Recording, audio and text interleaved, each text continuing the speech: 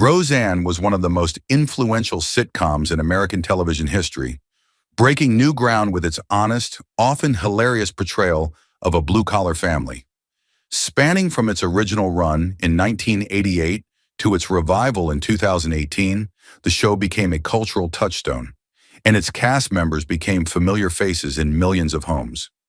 But behind the laughter and iconic moments, time has brought heartbreaking losses.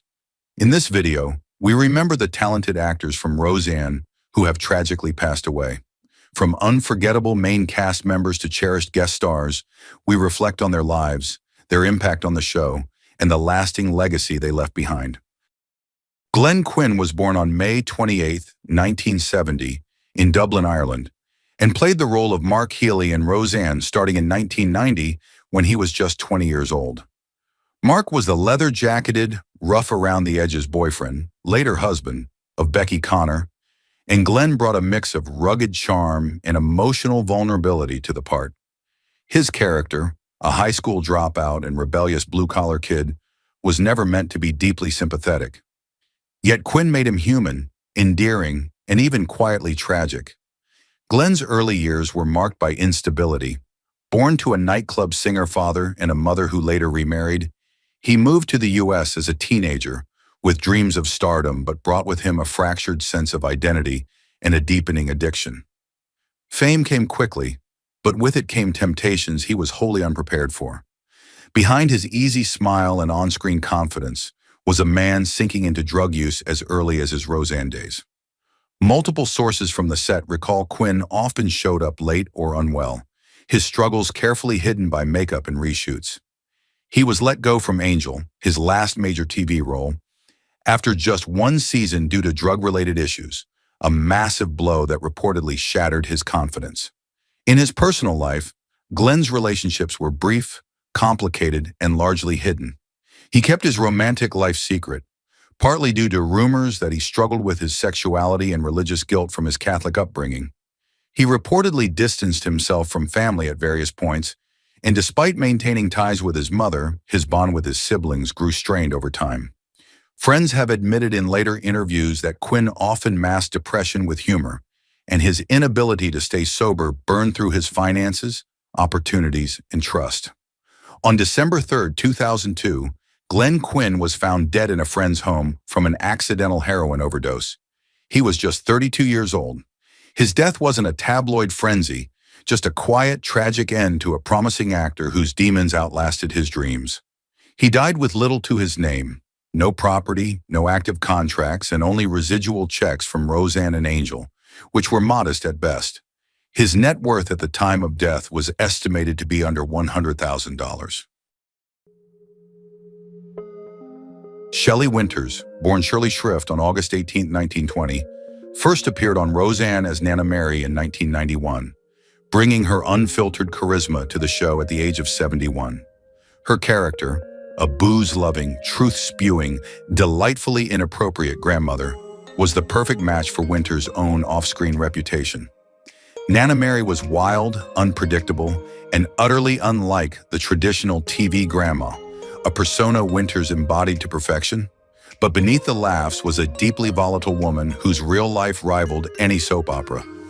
Winters was born into poverty in St. Louis and grew up with a narcissistic mother who forced her into child pageants and a father who abandoned the family early on.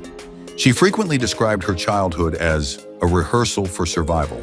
Her Hollywood ascent came with a trail of casualties, 4 high-profile marriages, numerous affairs, including with Marlon Brando and Errol Flynn, and a reputation for being unrelentingly difficult on set. She feuded openly with directors, stormed off productions, and once slapped a co-star for interrupting her monologue. Winters also had a habit of oversharing, famously writing tell-all memoirs that named names and detailed sex, drugs, and bitter betrayals in Golden Age Hollywood. Her self-destruction was as legendary as her talent.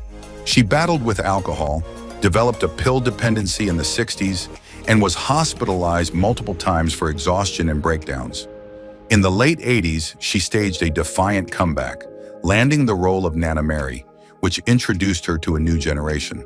But even during her Roseanne run, she clashed with cast members over script changes and was once temporarily banned from the set for refusing to tone down her ad-libs. Shelley Winters passed away on January 14, 2006, at age 85 from heart failure following a heart attack months earlier. At the time of her death, her estate included real estate in Beverly Hills, a collection of rare art, and residuals from over 130 film and TV credits, bringing her net worth to an estimated $10 million. Shelley Winters never softened, neither in life nor in legacy. Martin Mull was born on August 18, 1943, and stepped into the role of Leon Karp on Roseanne in 1991 at the age of 48. As Roseanne's sardonic, perfectionist, and openly gay boss, Leon quickly became one of the show's most unique and complex supporting characters. His biting wit and deadpan delivery offered a sharp contrast to the chaos of the Connor family, and his character broke significant ground for LGBTQ+ visibility on mainstream network television. Off-screen, however, Martin Mull was far more enigmatic than his clean-cut sitcom persona. Raised by an artist mother, Mull grew up in a fractured household marked by frequent moves and an emotionally distant father, which he later claimed gave him a permanent outsider complex. He buried his feelings under layers of sarcasm, much like the roles he played. Though generally seen as controversy-free, Mull was known within industry circles for his cutting tongue and unpredictable moods. He made few close friends in Hollywood and often dismissed sitcom work as a paycheck with punchlines. Mull was also deeply involved in the underground art scene, where his paintings, often political or sexually provocative, caused enough backlash to get him blacklisted from several galleries in the 90s. He frequently clashed with producers over censorship of his satirical work and was quietly dropped from more than one project due to his refusal to play safe. Mull also admitted in a 2005 interview to long-standing battles with insomnia, anxiety, and feelings of artistic failure. Though married for decades, those close to him said he struggled with emotional intimacy, often withdrawing into his studio for days without contact. Despite his internal struggles, Mull kept working steadily in acting, music, and art until his health began declining in the early 2020s. After a prolonged, undisclosed illness, he died on June 27, 2024, at his Los Angeles home at the age of 80. At the time of his death, his net worth was estimated at $8 million, amassed not just from television roles but from years of gallery sales and royalties from musical compositions few fans even knew he had written. Fred Willard was born on September 18, 1933 in Cleveland, Ohio, and took on the role of Scott in Roseanne in 1995 at the age of 62. Scott was the soft-spoken, intelligent, and loving partner of Leon Karp, and one of the earliest portrayals of a committed same-sex relationship on mainstream TV. Willard's portrayal gave the character an endearing awkwardness and warmth, subtly challenging mid-90s societal expectations. Yet behind his clean-cut, lovable facade was a man whose private life contradicted the well-manicured image Hollywood carefully projected. Willard came from a military household where emotions were taboo, and after the sudden death of his father during his teenage years, he turned to comedy as both escape and deflection. Throughout his career, he was known for his quick wit, but insiders also described him as emotionally distant and evasive, traits that would later complicate his career. Despite his legacy of improvisational brilliance, Fred's career took a dark hit in 2012 when he was arrested at an adult movie theater in Los Angeles on suspicion of lewd conduct. Though charges were dropped, the incident tarnished his previously untouchable image and exposed the fragile line between eccentricity and scandal. Behind the scenes, he struggled with the growing irrelevance of his career in an industry that favored youth and shock value. Rumors swirled of his bitterness toward younger comedians and his failed attempts to revive his career in the late 2000s. His marriage to Mary Willard, while enduring on paper, was said to have been plagued by periods of cold detachment and creative rivalry. After her death in 2018, those closest to him noticed a steep emotional decline. Fred died on May 15, 2020, at age 86, from cardiac arrest complicated by coronary artery disease and myelodysplastic syndrome. At the time of his death, his net worth was estimated at $5 million, including royalties from syndication deals and modest real estate holdings. Though beloved for his humor, Fred Willard left behind a legacy that, when viewed up close, was far more complex, tainted by isolation, shame, and an unspoken desperation to stay relevant in a world that had long moved on. Wings Hauser, born on December 12, 1947 in Los Angeles, was 45 years old when he stepped into the offbeat role of Ty Tilden on Roseanne in 1992. Ty was the Connors' quirky neighbor, a loose cannon with unpredictable charm who injected episodes with chaotic energy and uncomfortable truths. Hauser, known for his gritty intensity in films like Vice Squad, brought a raw, almost volatile presence to the show, but his performances drew heavily from a life that often spiraled out of control. Hauser was born into Hollywood royalty. His father was actor Dwight Hauser, but privilege didn't shield him from trauma. Wings struggled with addiction from his teenage years, spiraling into alcoholism and drug dependency in the late 70s. At one point, he was living in motels, cashing in personal memorabilia for pills. Colleagues described him as unreliable but magnetic, with tantrums that shut down productions and behavior that bordered on violent when provoked. He was known to manipulate co-stars, emotionally and sometimes romantically, to retain control on set. In one notorious incident, he allegedly walked off a film midway, citing spiritual interference, leaving producers scrambling. His biggest career failure came in the late 90s with a directorial project that was pulled from festivals after reports of erratic on-set behavior and financial mismanagement. Off-camera, Hauser's relationships were just as fractured. He had multiple tumultuous marriages, including one with Roseanne guest star Callie Timmons, which ended after allegations of emotional abuse and drug-fueled rage. He was estranged from one of his children for over a decade. In his later years, Hauser battled chronic obstructive pulmonary disease, COPD, brought on by decades of chain smoking and substance abuse, confining him to a recluse-like existence in a rundown Palm Springs home. Wings Hauser died on March 15, 2025, at the age of 77. His net worth at death was estimated between $1 to $2 million, mostly tied up in old royalties and a decaying estate. Though he never reached the fame he craved, his performances and the chaos that surrounded them left a shadowy, unforgettable mark on the cult underbelly of Hollywood storytelling. Ned Beatty was born on July 6, 1937 in Louisville, Kentucky, and was 52 when he first appeared on Roseanne in 1989, playing Ed Connor, the charming yet deeply unreliable father of Dan. Ed was the archetype of absentee masculinity, full of charisma but never there when it counted, a character Beatty slipped into with unsettling ease. His depiction added a painful nuance to the Connor family dynamic and served as a painful reflection for many viewers with estranged or disappointing fathers. Beatty's own childhood in the conservative South was marked by strict religious expectations and emotional suppression. He found refuge in gospel singing before escaping into theater, ironically by playing preachers and patriarchs much like those he resented. Despite decades of brilliant performances in Deliverance, Network, and Superman, Beatty was often plagued by insecurity about never being the lead man. This inferiority complex fed into a pattern of self-sabotage.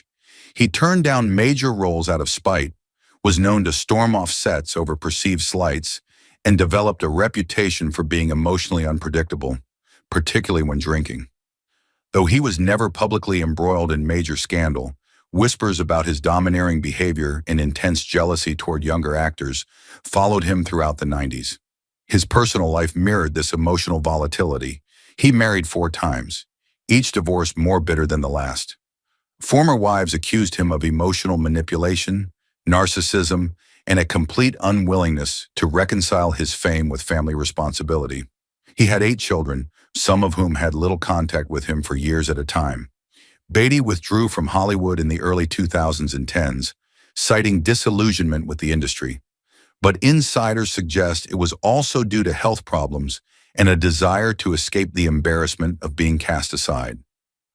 Ned Beatty died on June 13, 2021, at his Los Angeles home at the age of 83 from natural causes. At the time of his death, his net worth was estimated between $5 to $10 million, mostly held in real estate and pension-like residuals. His legacy, while critically respected, remains tinged with an air of melancholy. A giant of American cinema who never truly found peace in the spotlight he helped define. Doug Fieger, born August 20th, 1952 in Detroit, Michigan, stepped into Roseanne in 1992 at age 40, portraying Nick, a quirky, one-off character who brought a brief moment of comic relief and awkward charm. While the role was small, Fieger's real-life notoriety loomed much larger as the frontman of the Knack, best known for the 1979 mega hit, My Sharona. What the public didn't see was the deeply obsessive relationship that inspired the song. Fieger, then 25, had become infatuated with a 17-year-old girl named Sharona Alperin, his muse and girlfriend, sparking a media frenzy over the predatory undertones masked as pop stardom.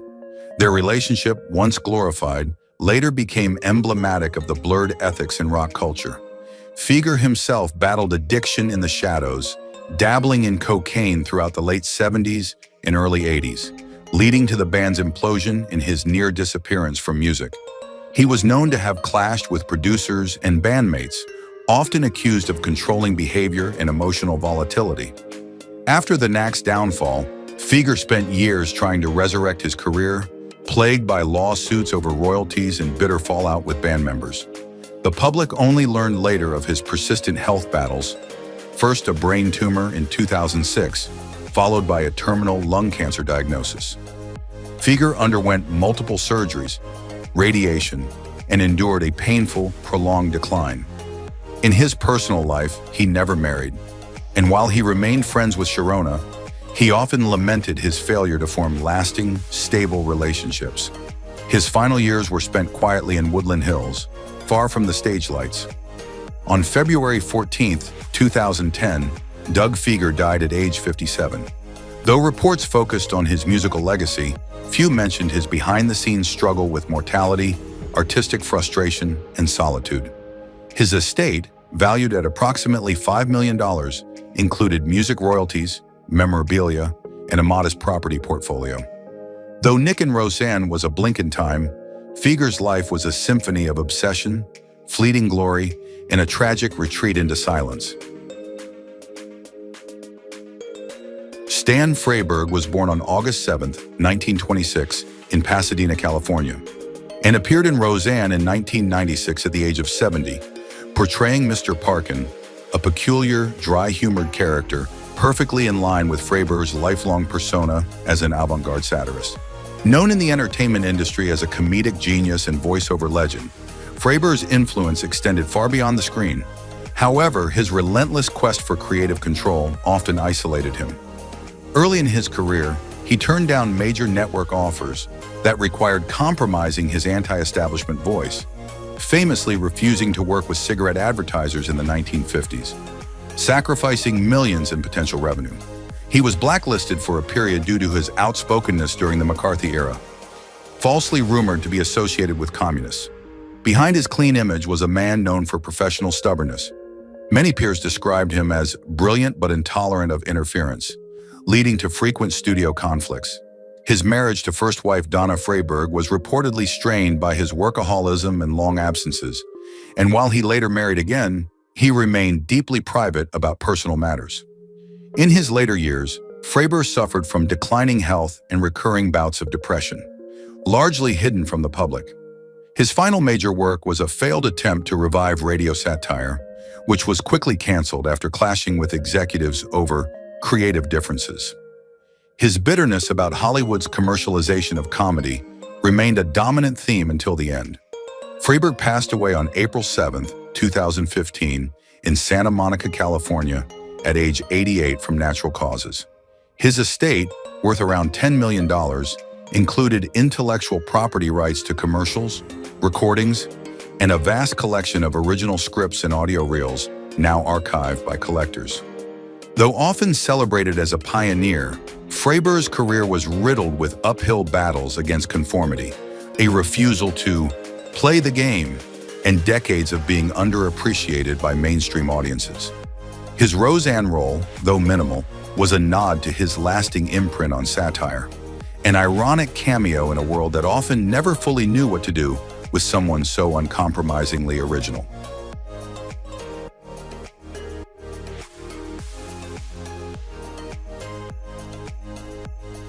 John Randolph, born Emanuel Hirsch. Cohen on June 1, 1915, in New York City, took on the dark and disturbing role of Al Harris in Roseanne in 1989 at the age of 74. A character that left a chilling imprint as the cold, emotionally abusive father of Roseanne and Jackie. His performance was brief but unforgettable, steeped in an authenticity that came from personal wounds. Like Phil Leeds, Randolph's career was shattered by the McCarthy blacklist. Refusing to name names before the House Un-American Activities Committee, he paid dearly, banished from film and television for over a decade. He survived on off-Broadway productions and low-paying gigs.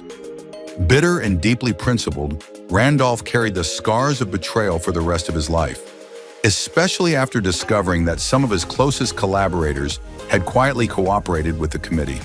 His return to prominence in the late 70s and 80s was hard-won, but he never fully trusted the industry again.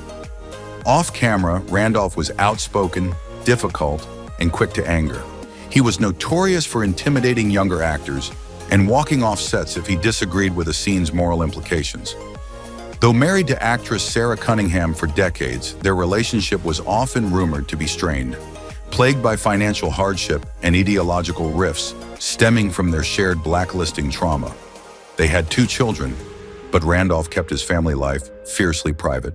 The biggest regret of his career, he admitted in his later years, was turning down the role of Grandpa Joe in Willy Wonka and the Chocolate Factory, a decision that haunted him as he watched lesser actors gain cultural immortality. Randolph died of natural causes on February 24, 2004, at the age of 88 in Los Angeles.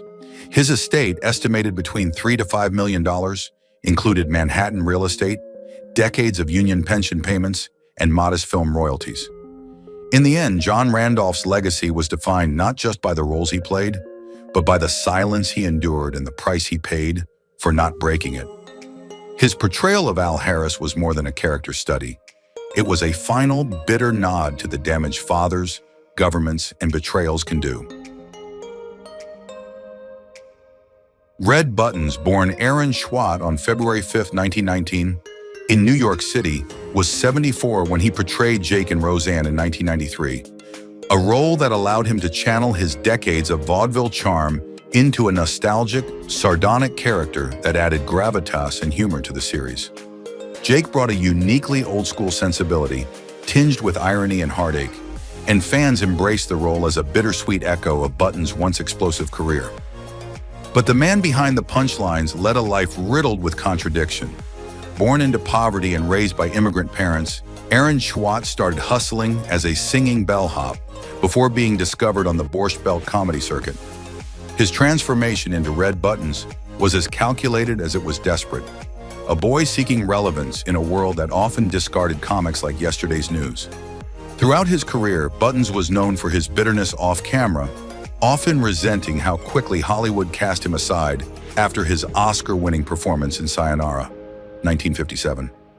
His temper was infamous, with multiple accounts from TV staffers alleging he threw scripts, berated crew, and forced rewrites to inflate his screen time. His unpredictable behavior got him blacklisted from several productions in the 1970s. The most significant and career-wrecking incident came in 1981 when he was ejected from the set of a CBS pilot after allegedly striking a young assistant producer during a disagreement. The case was settled quietly, but the damage was lasting. His leading man days ended instantly. Personally, Button's life was no less turbulent. His first marriage collapsed in scandal when it was revealed he had been involved with a young starlet on set. His second marriage fared no better, marked by public shouting matches and a restraining order filed, and later withdrawn, by his spouse. His relationship with his children remained strained. Insiders claim he spent years trying to buy their affection after emotionally abandoning them. By the time of his death on July 13, 2006, from cardiovascular complications at age 87, Buttons was largely forgotten by the industry he once helped define. He died alone in Century City, reportedly with no family at his side. His net worth, a modest $1 million, mostly came from residuals and property sales. His legacy, while gilded with awards, remains shadowed by the volatile, often toxic persona behind the curtain of applause. Phil Leeds was born on April 6, 1916, in New York City and appeared in Roseanne in 1993 at the age of 77, portraying Grandmama Lily, a quirky, spectral figure in the show's iconic Halloween episode. His character exuded eccentricity, a perfect match for Leeds' naturally offbeat energy. But behind his harmless, whimsical facade on screen was a man hardened by political turmoil and personal betrayal. Leeds was one of many entertainers blacklisted during the McCarthy era, a punishment for refusing to bend under pressure and testify against his colleagues during the House Un-American Activities Committee hearings. That refusal cost him everything. Film roles disappeared, and he spent more than 2 decades in theatrical exile. He scraped by with underground comedy gigs in occasional uncredited parts, a period he later described as being alive but erased. He never publicly named those who turned on him, but privately, Leeds held a long-standing grudge against several Hollywood elites who traded testimony for survival. Off-screen, Leeds was known for being unapologetically blunt and often cruelly sarcastic, earning a reputation among castmates as someone hilarious if you weren't the punchline. He had no children and never married, leading to rumors of secret relationships and speculations about his sexuality, which he always dismissed with a joke. Despite facing poverty for years, Leeds staged a remarkable comeback in the 1980s, re-entering Hollywood in small roles that showcased his deadpan genius. When he died on August 16, 1998, from pneumonia at the age of 82 in Los Angeles, his estate was modest, estimated between $1 to $2 million, mainly from sitcom royalties and residuals from minor film appearances. His legacy lives on, not in blockbusters, but in the brief, unforgettable characters he turned into cult icons, like Grandmama Lily, whose ghostly flair was, fittingly, a reflection of a man Hollywood tried to forget, but never could. Kathleen Freeman was born on February 17, 1923, in Chicago, Illinois. And at 73, she brought her iconic bite to Roseanne in 1996 as Edna, a sharp-tongued, no-nonsense character tailor-made for her. Freeman's characters were never delicate, and neither was she. Raised in the itinerant world of traveling performers, Kathleen grew up backstage more often than in classrooms, often left to fend for herself while her parents performed in vaudeville acts. Her upbringing was chaotic, punctuated by neglect and emotional volatility, especially from a mother who saw her more as a competitor than a daughter. By her early 20s, Freeman was already being typecast in acidic roles, a pattern she both resented and embraced. But Freeman's fierce professional drive often masked a personal life riddled with secrecy and bitterness. Her reputation on set was complex, admired for her timing, feared for her confrontational nature. She would frequently rewrite her lines without permission, verbally clash with directors, and was known to intimidate younger actresses she felt threatened by. She was fired in 1982 from a Broadway revival of Anything Goes after refusing to comply with blocking directions, an incident that effectively banned her from Broadway for nearly a decade. A closeted lesbian for most of her life, she maintained a private, decades-long relationship with Helen Ramsey, her lifelong companion and caretaker. Though Kathleen never publicly acknowledged the relationship, insiders described their bond as one of codependence and quiet suffering, particularly during Freeman's final years battling lung cancer. Her smoking habit, rumored to be 2 packs a day for over 40 years, was an open secret, even on smoke-free sets. Despite this, she continued performing until her final months, appearing in the Full Monty on Broadway shortly before her death. She passed away on August 23, 2001, at the age of 78 in New York City, with Helen at her side. Her estate, reportedly valued between $2 to $3 million, included royalties from over 150 film and television appearances, a Manhattan apartment, and a Brentwood cottage she left to Ramsey. Freeman's legacy is that of a woman who carved power out of character roles, whose anger often fueled her artistry, but whose personal battles, particularly with identity and control, left a more somber truth behind her thunderous laughter. Jim Varney, born June 15, 1949, in Lexington, Kentucky, stepped into the role of Prince Carlos in Roseanne in 1996 at the age of 47. A character so campy and exaggerated, it could only be played by someone with Varney's unique blend of chaos and charm. But behind his elastic face and manic physicality was a man quietly falling apart. Best known for his Ernest P. Worrell persona, a goofy, near-insufferable Southern caricature, Varney became a household name in the 80s and early the 90s, though he quietly resented being typecast. Despite the laughs he drew, Varney's personal life was marked by isolation and a near self-destructive work ethic. He chain-smoked relentlessly, often going through 2 packs a day, and refused treatment for early signs of lung damage until it was far too late.